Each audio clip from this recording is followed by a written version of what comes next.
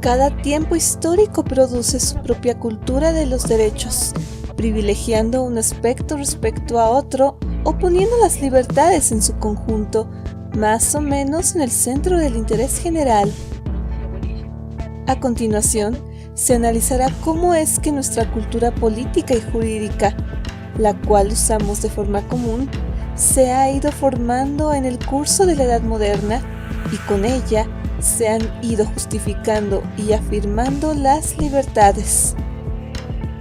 Es en este punto cuando el autor del texto, Maurizio Fioravanti, se hace la siguiente pregunta: ¿qué lugar ocupan las libertades en nuestra tradición cultural?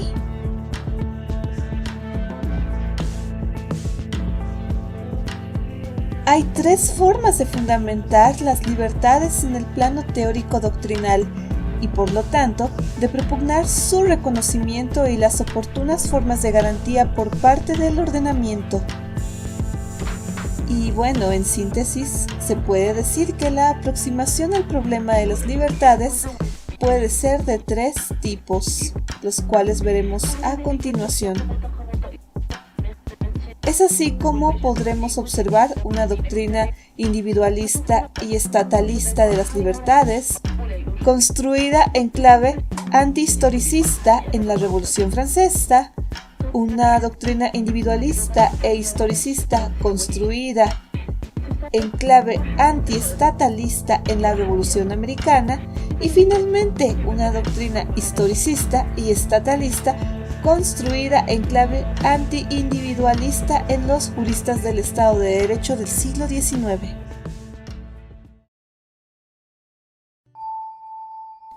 El modelo historicista. Pensar históricamente las libertades significa situarlas en la historia y de este modo sustraerlas lo más posible a las intromisiones arbitrarias de los poderes constituidos. En este sentido, la aproximación historicista tiene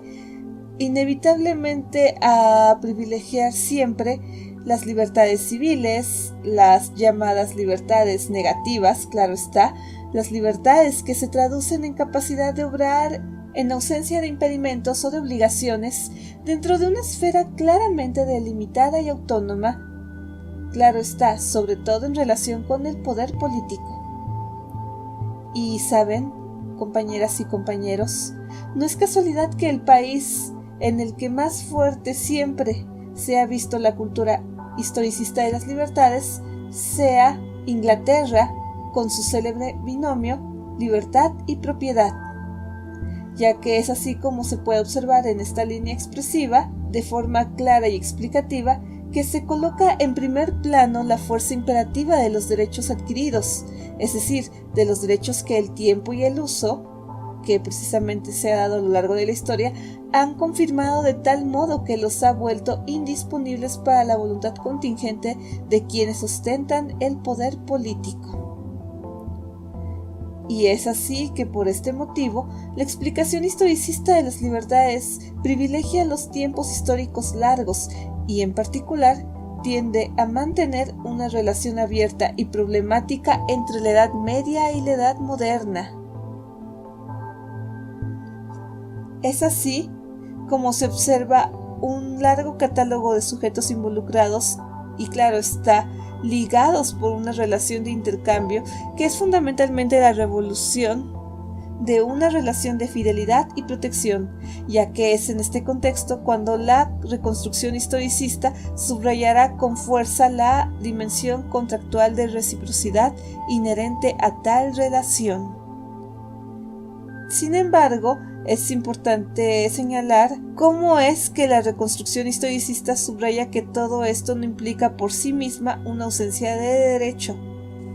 También se observa cómo seremos así capaces de individualizar no una poco probable norma general y abstracta de garantías, sino más bien la presencia de un derecho objetivo, radicando en la costumbre y en la naturaleza de las cosas, que asigna a cada uno su propio lugar,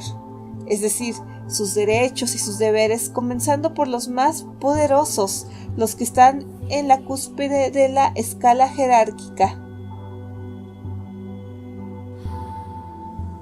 Es así cómo en este contexto institucional la finalidad principal, o mejor dicho, exclusiva de la asociación política del complejo encuentro equilibrado de los poderes públicos es impedir atropellos, defender las posiciones adquiridas por cada uno. En efecto, aun cuando se admita con Locke el derecho de resistencia del pueblo, en el caso de tiranía y de disolución del gobierno, este se concibe como un instrumento de restauración de la legalidad violada y no como un instrumento de proyección de un nuevo y mejor orden político. Incluso el gobierno que se revela no es sino una fuerza de la historia que reconduce a los gobernantes a la órbita necesaria del gobierno moderado y equilibrado. Por lo tanto, es posible entonces llegar a una conclusión relativa al modelo historicista en general y más en particular al constitucionalismo inglés. Y la característica principal de uno y otro es el lugar absolutamente privilegiado que en él ocupan las libertades civiles, las negativas, patrimoniales y personales, es decir, la libertad como seguridad. Y bueno, también hay que comentar que es indudable que las libertades políticas son en este modelo accesorias respecto de las civiles. La participación en la formación de la ley estará en función del control, del equilibrio de las fuerzas, de la tutela de los derechos adquiridos. Y más difícil aún es encontrar en el modelo inglés el momento constituyente, entendido como una potestad absoluta del pueblo o nación de proyectar un orden constitucional dependiente de la voluntad de los ciudadanos. Y es así como a esto se opone la dimensión irrenunciable del gobierno moderado o equilibrado como una forma en que la historia ha producido y que el hombre, porque hay que tener en consideración que no podemos hablar tanto de ser humano sino del hombre por el contexto histórico, claro está, no ha podido perturbar sino es perturbando todo tipo de orden político y social, y con esto el modelo historicista agota su potencialidad.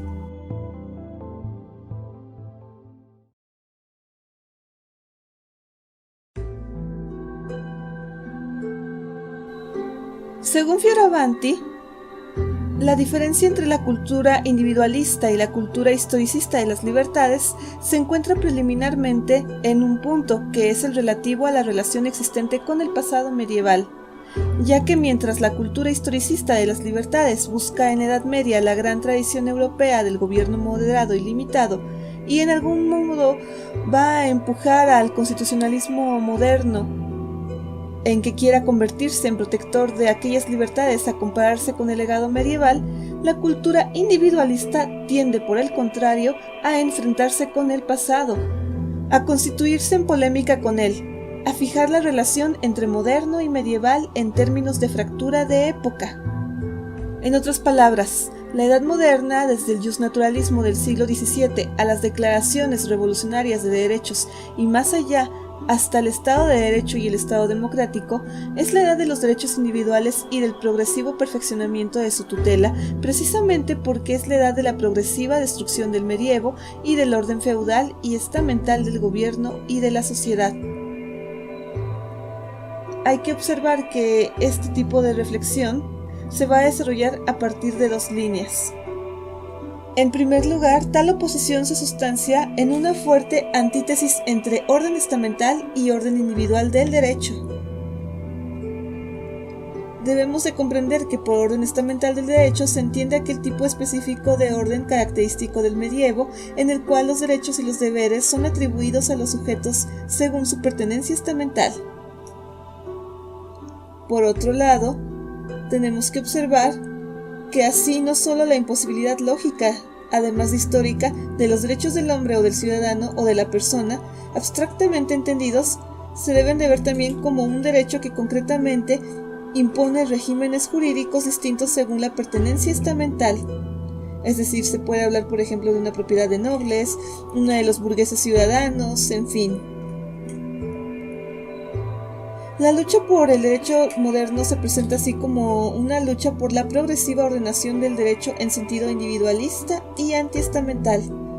Y dicha historia de tal lucha se inicia con las primeras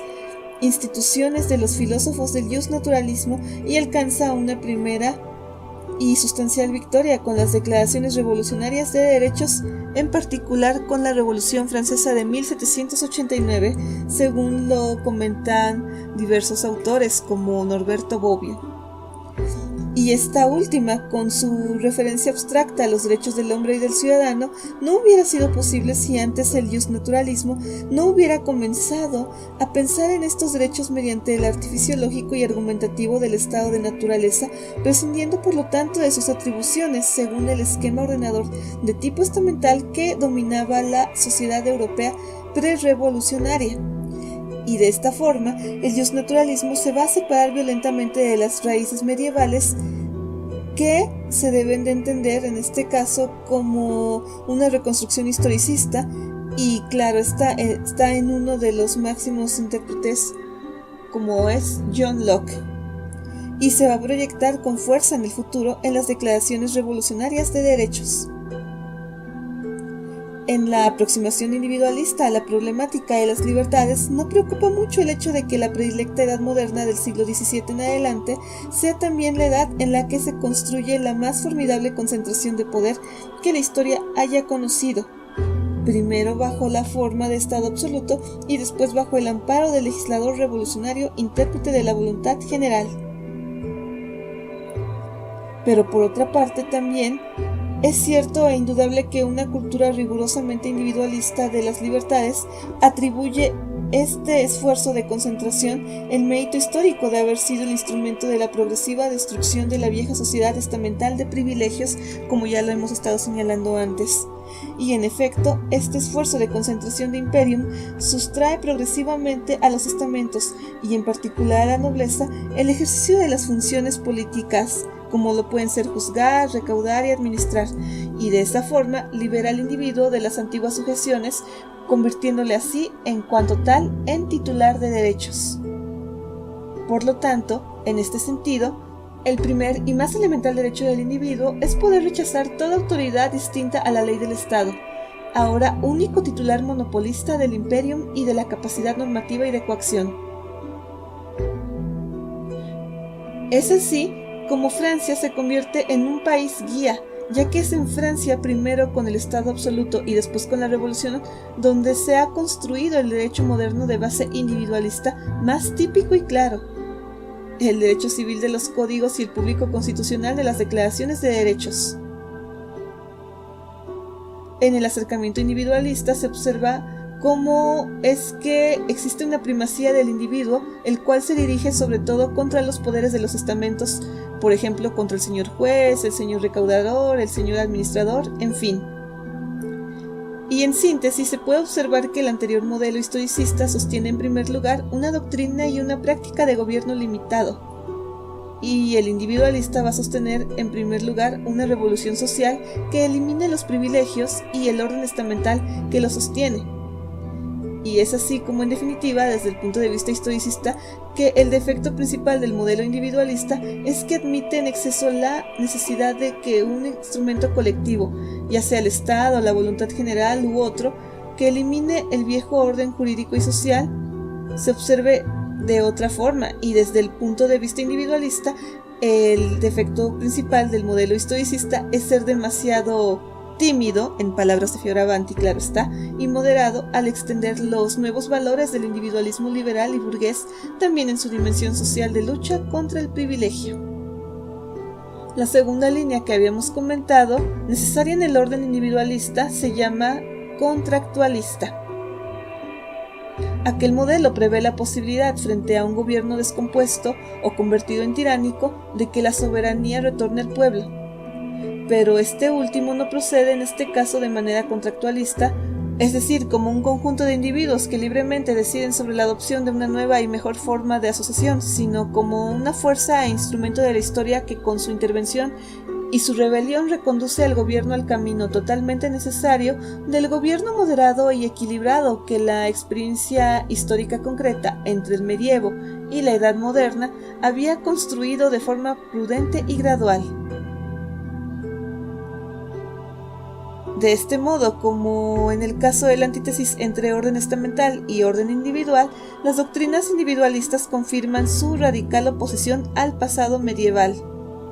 Y en efecto, en la lógica individualista, el antiguo orden natural de las cosas que asigna a cada uno sus propios derechos y deberes no puede ser reformado o desarrollado gradualmente como sugiere el ejemplo histórico inglés, sino que debe de ser abatido para poder construir de forma nueva, para poder edificar un nuevo edificio, un nuevo orden político que se funde sobre la voluntad de los individuos y sobre el consenso de los ciudadanos. La liberación del individuo de la sujeción a los poderes feudales y señoriales comprende también su liberación de un orden político global que antes trascendía su voluntad, que ahora no está obligado a sufrir y que puede y debe ser reinventado a partir de la voluntad individual con el instrumento del contrato social.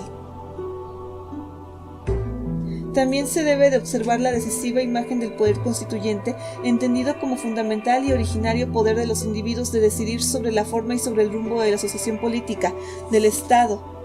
Y este poder será el padre de todas las libertades políticas, en este caso las positivas, ya que en él se contiene la máxima libertad de decidir,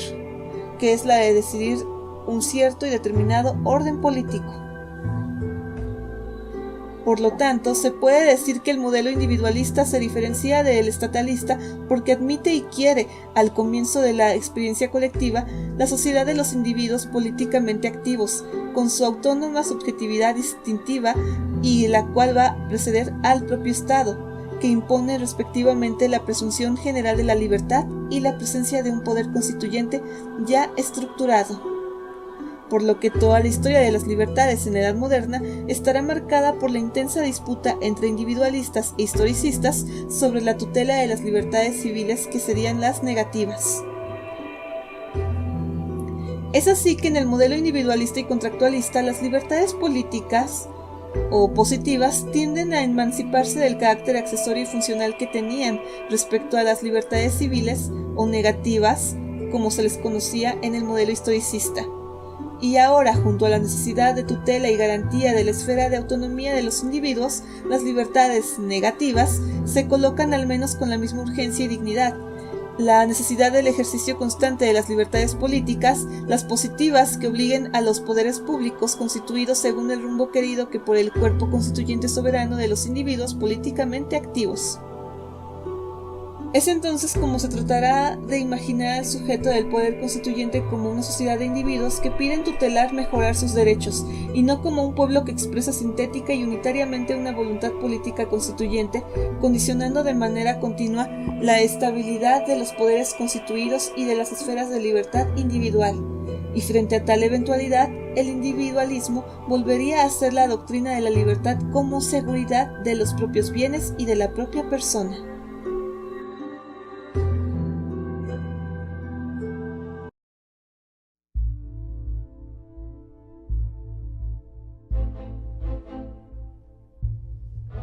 La finalidad de la cultura estatalista es la de despojar a pensadores como Hobbes de un marco conceptual general que ya nosotros conocemos a partir de los modelos anteriores, para convertirle en cabeza de un tercer y distinto modelo, que es el estatalista, el cual prescinde de toda referencia a un derecho natural de los individuos precedente al derecho impuesto por el Estado. En la lógica estatalista, sostener que el estado de naturaleza es velum omnium contra omnes significa necesariamente sostener que no existe ninguna libertad y ningún derecho individual anterior al Estado, antes de la fuerza imperativa y autoritativa de las normas del Estado, únicas, claro está, capaces de poder ordenar la sociedad y de fijar las posiciones jurídicas subjetivas de cada uno. En concreto, va a desaparecer totalmente la distinción, la cual es necesaria, como se ha visto para la cultura individualista y contractualista de los derechos naturales, entre pactum societatis y pactum subgentionis.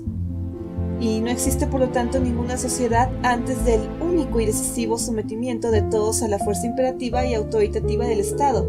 por lo que la sociedad de los individuos titulares de derecho nace con el mismo Estado y solo a través de su presencia fuerte y con autoridad. También cabe señalar que lo que la cultura estatalista no puede admitir es un poder constituyente entendido como contrato de garantía entre partes distintas que ya poseen bienes y derechos y promueven el nacimiento del Estado político para poseer mejor los unos y los otros. La cultura estatalista desconfía precisamente de un poder constituyente entendido sobre todo como un contrato de garantía, y en tal concepción del poder constituyente, la cultura estatalista reconoce la presencia de un grave peligro para la unidad político-estatal. Y se puede decir que tal unidad no se produce totalmente por esta vía desde el momento en que cada uno, desde el principio, mediante el contrato de garantía, se reserva dentro del Estado político su propia esfera de influencia que le permite estimar después si la creación del mismo Estado ha sido conveniente y oportuna para la afirmación y la tutela de sus propios derechos. En todo esto, la cultura estatalista ve una indebida confusión entre derecho privado y público, entre dominio e imperium, subrayando en consecuencia la radical diferencia entre la obligación política, estatal y pública y el contrato que es y debe permanecer como una forma típica y exclusiva del derecho privado. Y básicamente el Estado político es y debe ser algo muy distinto de una simple relación de mutua seguridad entre poseedores de derechos y de bienes. De todo esto deriva otra importante consecuencia. Para la reconstrucción estatalista, los individuos que deciden someterse a la autoridad del Estado dejan de ser, precisamente por esta decisión, y solo a partir de este momento, una descompuesta multitud y se convertirán en un pueblo o nación.